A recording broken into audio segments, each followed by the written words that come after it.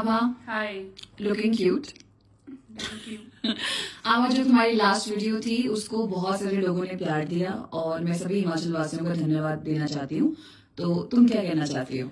I am very thankful for that. मुझे बहुत सारे लोगों ने मैसेज किए कि मैं डिटेल्ड वीडियो बनाऊं और सिलेबस के बारे में बताऊं, बुक्स रेकमेंड करूं, तो इसलिए शायद हम आज यहाँ पे हैं। तो तुम्हारा यूट्यूब चैनल कब खुल रहा है? यूट्यूब चैनल मेरा बहुत मुश्किल है क्योंकि वो बहुत ज़्यादा मेहनत और टाइम रिक्वायर करता है और ऑनेस्टली अभी मेरे पास वो टाइम नहीं है। ओके, सो आभा, मैं क्विकली कुछ क्वेश्चंस पूछूंगी जो लोगों की डिमांड रही है वो, और तुम कोशिश करना कि जो तुम्हारा प्रिपरेशन टाइम था उस टाइम की मेमोरी को वापस लाके यू कैन आंसर दैट। मैं ट्राई करूंगी क्योंकि इस बात को कम से कम अब 6 साल हो चुके हैं। 6 साल हो चुके हैं। But I will still try. So right now कौन सी पोजीशन पे हो तुम? Right now I am a manager. Okay, और बस। ठीक है। तो मुझे ये बताओ कि बैंकिंग प्रिपरेशन की शुरुआत करने का तुमने क्यों सोचा था? क्योंकि मुझे ये जॉब बहुत ज़्यादा सिक्योर लगी। ये आपको फाइनेंशियली भी ये जॉब स्ट्रांग है, ऐसा नहीं है, तो ये एक अच्छा ऑल्टरनेटिव है। अगर आप इस फील्ड में खुद आना चाहते हैं बहुत अच्छी बात है, बट अगर आप इसको अपना सेकंड या थर्ड ऑप्शन भी रखते हैं तो मैं आपको जेन्युइनली ये चीज़ अश्योर करना चाहूंगी कि ऑप्शन बुरा नहीं है। ओके, सो जैसे स्टूडेंट्स जो हैं medical, non medical, arts, commerce के उसमें बंटे हुए हैं, तो कौन से स्टूडेंट्स को ज्यादा फायदा मिलने वाला है बैंकिंग में प्रिपरेशन वाइज? मुझे ऐसा लगता है कि आप किसी भी फील्ड से हो, अगर आपका रीजनिंग पार्ट वैसे ही स्ट्रांग है, क्योंकि जरूरी नहीं है कि अगर आपका रीजनिंग स्ट्रांग है तो आपने मैथ्स ही रखा हो। मैंने बहुत सारे बच्चों को देखा है जो आपके आर्ट्स फील्ड के भी हैं बट फिर भी वो बैंकिंग की स्ट्रीम में है। तो अगर आपका माइंड जो उस डायरेक्शन में वर्क करता है, रीजनिंग एप्टीट्यूड, तो आप जरूर इस फील्ड को ट्राई कर सकते हैं। लेकिन जो नॉन मेडिकल वाले बच्चे हैं उनको एक एज जरूर मिलेगा? नहीं, ऐसा कुछ भी नहीं है। Okay. क्योंकि ये जो उसमें मैथ्स आता है वो 10th स्टैंडर्ड तक का ही है मोस्टली, तो वो हम सब ने इक्वली पढ़ा है। 11th और 12th का मैथ्स या फिर अगर आप आगे बीएससी नॉन मेड की बात करते हैं वो बहुत डिफरेंट है, वो आपका इस फील्ड से ज्यादा रिलेटेड है नहीं। तो इट मींस एक आर्ट्स बैकग्राउंड का बच्चा भी बैंकिंग एग्जाम्स की प्रिपरेशन कर सकता है? बिल्कुल बिल्कुल। ठीक है। सो सेकंड मेरा क्वेश्चन है कि ये तैयारी के बारे में हम कब सोचे? जब हम कॉलेज टाइम में होते हैं तब सोचे, या कॉलेज के बाद मास्टर्स करते हुए, या व्हाट डू यू सजेस्ट? देखिए, अगर आप कॉलेज में हैं, अब एक ऐसा टाइम है जहाँ पे कॉलेज में सब ने अपना एक बेस बनाना शुरू कर देते हैं, क्योंकि उन्हें पता है कि उन्हें ग्रेजुएशन के बाद क्या करना है, या फिर वो जो ग्रेजुएशन की स्ट्रीम सिलेक्ट करते हैं वो अपने करियर ओरिएंटेड ही सिलेक्ट करते हैं। बट मेरे केस में ऐसा था नहीं। आपको भी पता है कि मेरा जो माइंडसेट था वो फैशन डिजाइनिंग की तरफ था। उस वजह से मैंने जो है ग्रेजुएशन में सब्जेक्ट्स अपने 11th और 12th के बेसिस पे रख लिए थे। बट मेरे लिए जो चीज की गई, काम की, वो है आपकी ग्रेजुएशन के बाद। तो अगर आपने डिसाइड कर लिया है ऑलरेडी कि आपको बैंकिंग स्ट्रीम या फिर फाइनेंस की स्ट्रीम में ही आना है, तो आप 11th 12th के बाद भी अपने बेसिस स्टार्ट कर सकते हैं।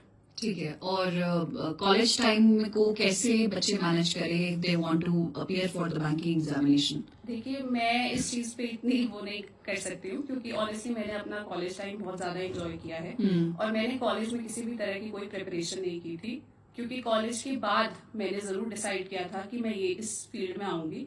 और पर मैं मास्टर्स भी करना चाहती थी, जो मुझे लगता है सबको करनी चाहिए। अगर आपके पास वो टाइम है, अगर आपके पास वो लग्जरी है, तो आप जरूर मास्टर्स कीजिए।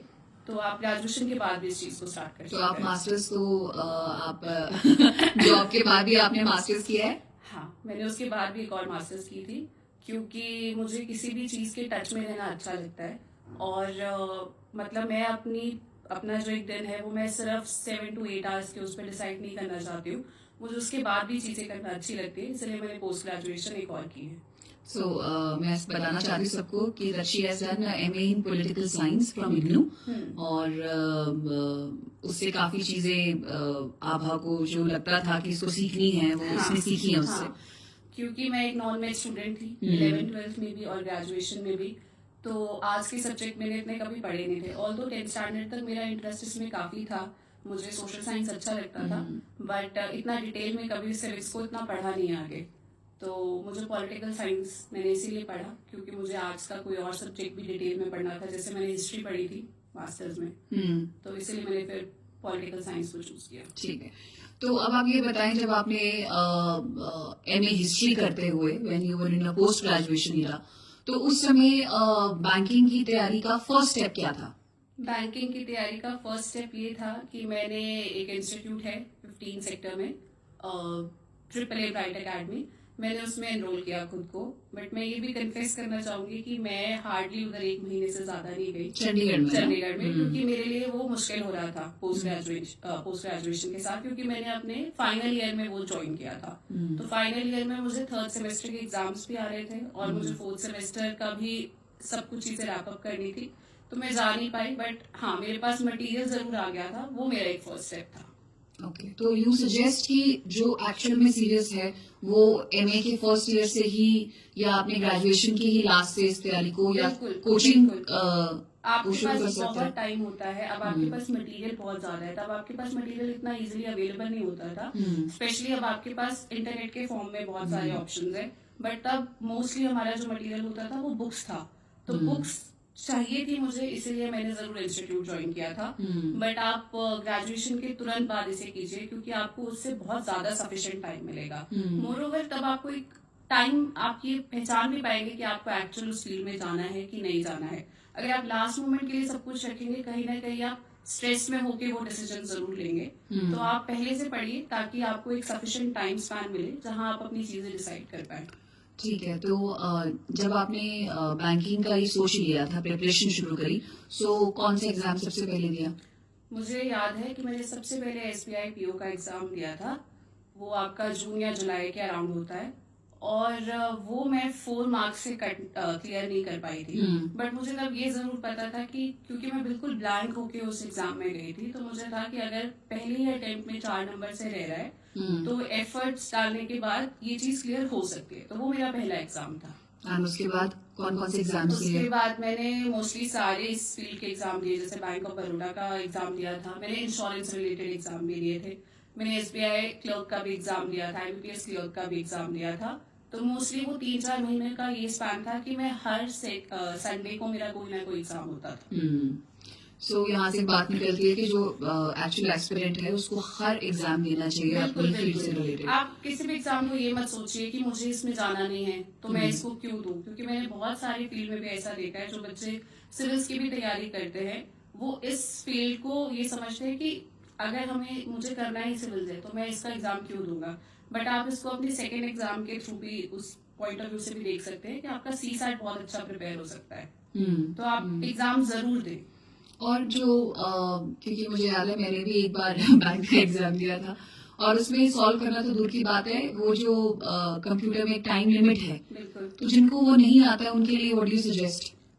आप जितना प्रैक्टिस करेंगे आपका फोकस ऑटोमेटिकली स्क्रीन के टाइम से हट जाएगा, क्योंकि आप अपनी एक स्पीड पकड़ लेंगे।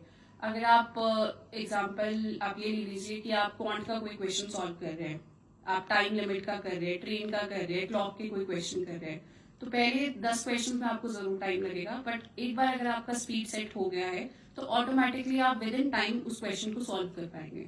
Okay fine. तो इसमें भी बाकी इसकी तरह प्रीलिम्स और मेंस होता है, बिल्कुल। तो आईबीपीएस में कैसा आपका एक्सपीरियंस रहा, मतलब काइंडली शेयर। आईबीपीएस पीयू का एग्जाम जहां तक अभी मुझे याद है सितंबर या अक्टूबर 2018 में मैंने ये एग्जाम दिया था प्रीलिम्स का। और जब मैं वो एग्जाम दे के आई थी तो मेरे मन में ऐसा कुछ भी नहीं था कि क्लियर हो जाएगा कि नहीं, मुझे इतना पता था कि अब मेरा नेक्स्ट कौन सा एग्जाम आ रहा है, तो मुझे उस पर फोकस करना था। तो मीनवाइल जब मेरा इसका रिजल्ट आ गया था और दिसंबर में मेरे अपने सेमेस्टर 3rd के भी एग्जाम थे, तो मैं उस पर फोकस कर रही थी। तो इसका रिजल्ट आ चुका था। उसके बाद जब मुझे पता था कि अब मुझे मेंस की एक अपॉर्चुनिटी मिल गई है, तो मैं उस चीज को लाइटली नहीं लेना चाहती थी। फिर मैं अपने मतलब मास्टर्स में मैं उतना ही फोकस कर रही थी, बट मैं थोड़ा ज्यादा टाइम इस चीज को दे रही थी, क्योंकि कहीं ना कहीं मुझे इतना पता था कि 2 सेमेस्टर्स में मैंने अपने इतने मार्क्स स्कोर कर लिए हैं कि वो मुझे सेफर साइड पे रखेंगे मास्टर्स में, पर यहाँ मुझे जरूर ज्यादा अटेंशन चाहिए। ओके ओके, तो लेट्स टॉक अबाउट अब कि इसके पार्ट्स कौन कौन से हैं, जैसे क्वांट है, रीजनिंग है, थोड़ा सा इस बारे में बताना और ये भी बताना कि उसके सोर्सेज क्या हैं। एक इसका रहता है क्वांट, एक रहेगा रीजनिंग और एक रहेगा आपका इंग्लिश। ये मैं प्रीलिम्स के लिए कह रही हूँ। अब जब आप मेंस में आएंगे तो ये ही 3 चीजें रहती हैं आपकी, बट इसके साथ एक एसे राइटिंग भी ऐड हो जाता है और करंट अफेयर्स भी ऐड होता है। तो मेंस के लिए जरूर मैंने अगेन जो मैं इंस्टीट्यूट मैंने ज्वाइन किया था क्योंकि वहाँ मेरा प्रीलिम्स हो चुका था, तो मैं सीरियस होकर वहाँ क्लासेस अटेंड करने लग पड़ी थी। उन्होंने ही हमें जो है करंट अफेयर्स के सोर्सेज प्रोवाइड किए थे, और इसके अलावा स्टडी IQ चैनल है, वो ब्रीफली हर मंथ के अपने करंट अफेयर्स लाता है। मैं उस चैनल को तब से फॉलो कर रही हूँ, तो मैं वही चैनल फॉलो कर रही थी करंट अफेयर्स के लिए। और ऐसे राइटिंग, क्योंकि हमारे पेरेंट्स ने, जैसे आपको पता ही है, शुरू से राइटिंग पे बहुत ज्यादा फोकस किया है, तो कहीं ना कहीं वो चीज हमें अब जाके help पापा ने करती है। स्पेशली हाँ, वो आपको अब हेल्प करती है, क्योंकि और कुछ नहीं, आप ग्रामेटिकली थोड़ा करेक्ट साउंड करने लग पड़ते हो और लिखने भी लग पड़ते हो। तो जब आप ऐसे लिख रहे हो तो वो बहुत ज्यादा इंपॉर्टेंट है, तो उसकी हेल्प मुझे वहां से मिली। उसके अलावा जो 3 बुक्स थी मेरे पास स्टैंडर्ड, वो ही मैं फॉलो कर रही थी। तो प्रीलिम्स के लिए जैसे क्वांट है, उसके लिए कोई ऑनलाइन सोर्स या कुछ? अब तो बहुत सारे ऑनलाइन सोर्सेज आई हैं। I would like to add कि जिन लोगों को नहीं पता है, क्वांट बेसिकली इसमें मैथ्स पोर्शन को ही हम क्वांट कह रहे हैं। हाँ, तो बहुत सारे चैनल्स हैं अब तो। बैंकर्स अड्डा भी एक बहुत पुराना चैनल है, वो भी मैं तब से देख रही हूँ, क्योंकि मोस्टली सबसे पहले बैंकिंग की नोटिफिकेशंस वो ही निकालते हैं, और अब भी शायद वो ही निकालते हैं, जितना मुझे यूट्यूब पे दिखता है। तो ये है और अब अगर आप देखोगे तो CSAT की एक्चुअली जो बुक्स आती है सिविल्स की, तो वो बहुत बहुत ज्यादा अच्छी हैं अगर आप उसको फॉलो करोगे, क्योंकि मैंने आपकी बुक्स देखी है या अपने भाई की बुक्स देखी है CSAT की, तो वो सेम ही पैटर्न है। आपको वो जरूर फॉलो करनी चाहिए और उसको जरूर सॉल्व करो। ओके। और इंग्लिश में भी बहुत सारे बच्चों को प्रॉब्लम आती है, उसके लिए कोई? इंग्लिश के लिए तो सबसे इम्पोर्टेंट है कि आप जितना हो सके आप रीड कीजिए। आप इस पे मत फोकस कीजिए कि मुझे वर्ड्स याद नहीं रहते। आप पहले एक बार अपनी रीडिंग स्पीड बढ़ाइए। आप जितना ज्यादा रीड करेंगे, भले आप फोन पे जो भी चीजें पढ़ रहे हैं या आप ऑफलाइन मटेरियल पढ़ रहे हैं किसी मैगजीन में, न्यूज़पेपर में, तो आप रीडिंग पे बहुत ज्यादा फोकस दीजिए, क्योंकि जितना जल्दी आप रीड कर पाएंगे उतना ही जल्दी आप समरी बना पाएंगे और तभी आप पैरा सॉल्व कर पाएंगे। ठीक है।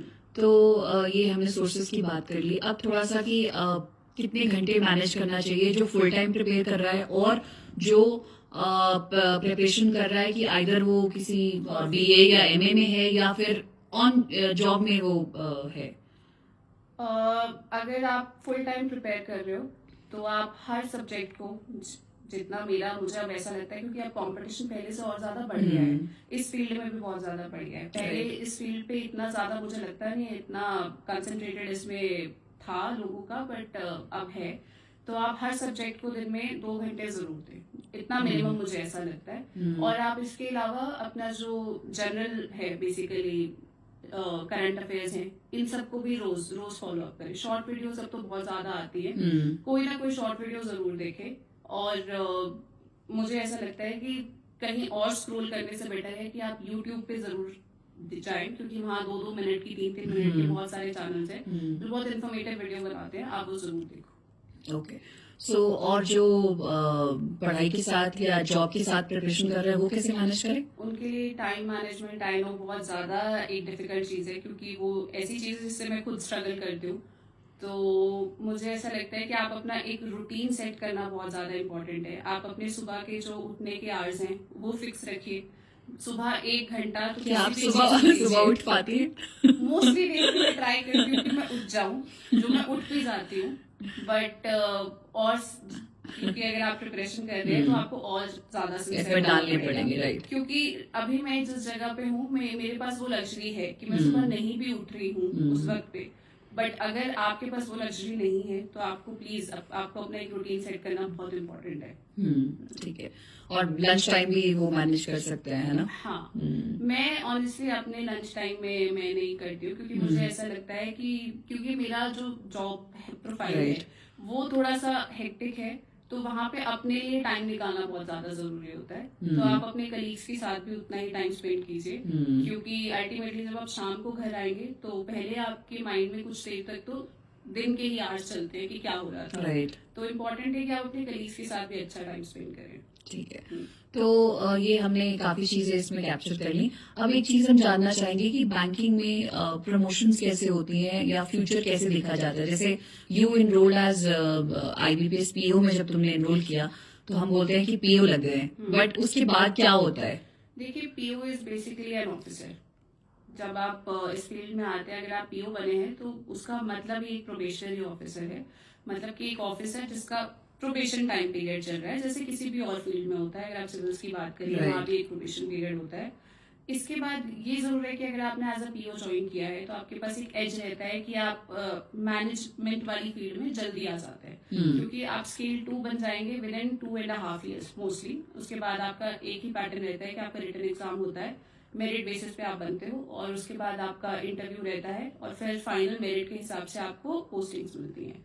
तो ये जरूर है कि अगर आप एज एन ऑफिसर ज्वाइन कर रहे हो तो आपको एक एज मिलेगा। लेकिन बैंकिंग फील्ड एक ऐसी भी फील्ड है जहाँ पे कंपैरेटिवली बाकी फील्ड से आपको प्रमोशंस ज्यादा जल्दी मिलती हैं, आपको ज्यादा जल्दी वो अपॉर्चुनिटीज मिलती हैं जहां आप अपना कैलिबर शो कर सकते हो।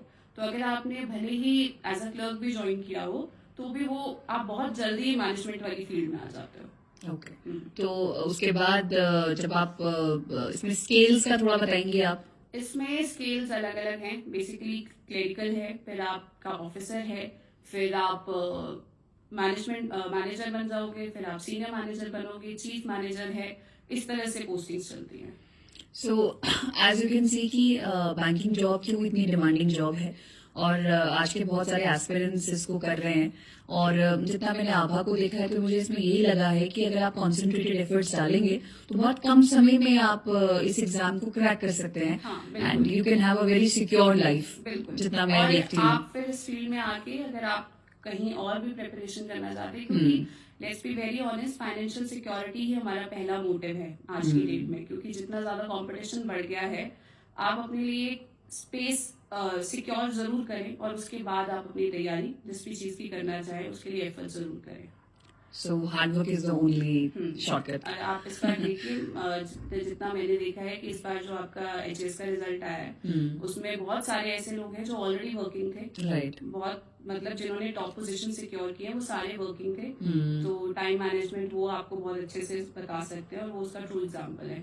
Right, and through this video also we would like to congratulate all the successful people जो HS में अभी आए हैं, और जो इंटरव्यू में आए और रह गए उनके लिए would you like to say something? I know बहुत इजी होता है दूसरा जब आपको ये कहता है कि कोई बात नहीं हम दोबारा से शुरुआत करेंगे, but that is the only option. और वो सिर्फ किसी एग्जाम में नहीं, अगर आप पर्सनली भी किसी चीज में देखेंगे तो आपके पास रीस्टार्ट करने के अलावा और कोई ऑप्शन होता नहीं है, क्योंकि दो ही ऑप्शन है, या तो आप उस चीज को पकड़ के बैठ के उस चीज के लिए दुख मनाएंगे, या फिर आप जितनी जल्दी हो सके उससे कोप अप कीजिए, अपना माइंड रिफ्रेश कीजिए और वापस स्टार्ट करिए। क्योंकि आपके पास, आप ये समझिए कि आपके पास एक एज होगा, अब आपके पास पहले का भी बहुत एक्सपीरियंस है, तो जहां आपकी कमी रह गई है आपको वो ज्यादा टाइम मिलेगा ठीक करने का, क्योंकि जब आप फ्रेश स्टार्ट करते हो तो आपको बहुत सारे एरियाज होते हैं कवर करने के लिए। लेकिन अगर आपको ऐसी कोई अपॉर्चुनिटी मिलती है तो आप उसका प्लस साइड देखिए कि अब आप अपनी जो चीजें रह गई थी जिसपे आप ज्यादा फोकस करना चाहोगे उस पर फोकस कीजिए। सो लास्ट में आप उसको वाइंड अप करते हैं, कोई फेवरेट बुक जो दैट यू आर रीडिंग, और जो that you would like to suggest to people? अभी हम दोनों ने मिलकर खत्म किए घर पे द पैलेस ऑफ इल्यूजन्स, आप वो बुक जरूर पढ़िए। और क्योंकि हम बचपन से, बेसिकली वो एक महाभारत पे बुक है, और बचपन से हमने कितने सीरियल और हम कितनी कहानियां सुनते हैं महाभारत की, but you will get to know Mahabharata from Draupadi's point of view, जो कि एक बहुत अमेजिंग जर्नी है, तो आप वो बुक जरूर पढ़िए। और any favourite quote you would like to quote? अभी मुझे कुछ नहीं याद आ रहा। तो ये बुक जरूर है, इसमें आपको बहुत कुछ मिलेगा, आप ये बुक पढ़िए, इसमें आपको बहुत सारे कोट्स मिलेंगे जो आपको इस वक्त याद नहीं रहेंगे बट जनरल लाइफ में बहुत काम आएंगे। So ठीक है, thank you so much for your time, and I hope you have a lovely Sunday जितना भी बचा हुआ है। Okay, bye bye.